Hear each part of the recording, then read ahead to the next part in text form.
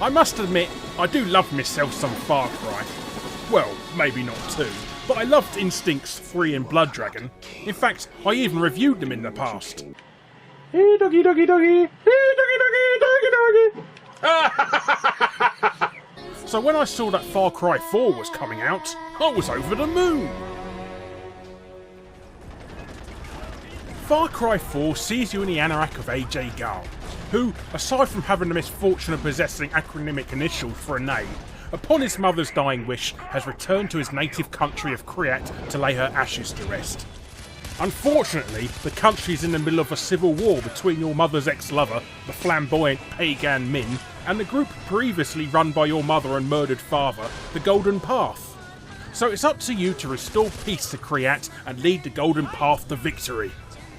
What a thoughtful mother you had, knowing all this would inevitably happen.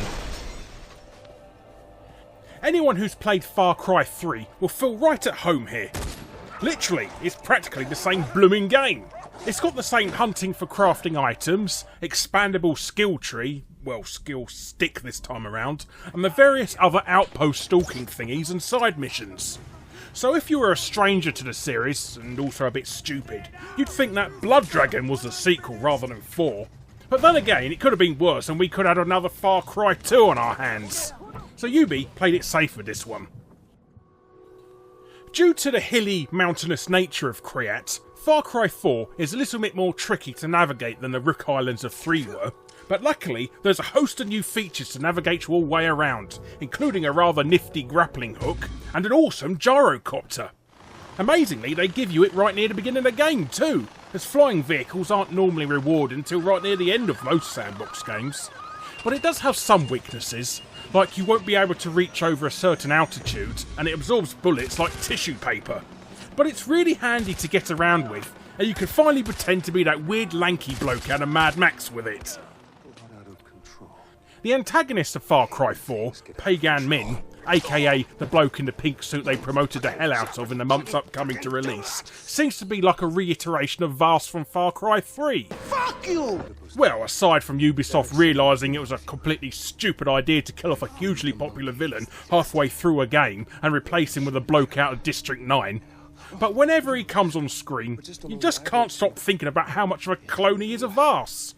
And with all that heavy PR promoting him, he comes across like a forced meme. Awesome. But what I really don't like about Far Cry 4 though, is the map creator. Now don't get me wrong, there's absolutely nothing wrong with the creator itself. In fact, it's amazing. Probably the most in-depth map creator for a video game ever created. It's just that it's expected to be in Far Cry now, and Ubisoft seems to be going out of their way to gimp it with each sequel.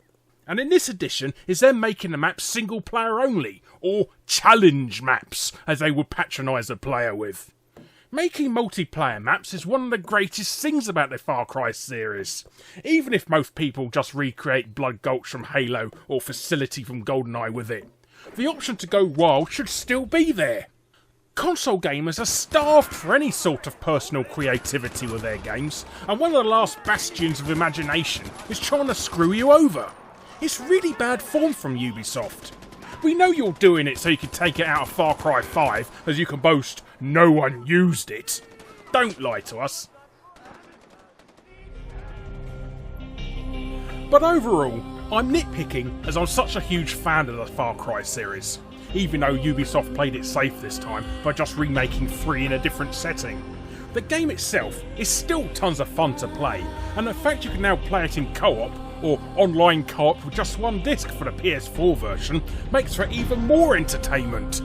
It's an awesome sandbox game, and next-gen gamers should definitely pick it up. Current-gen owners who haven't played any of their games before should probably get 3 in a cheap instead, as it's essentially the same game.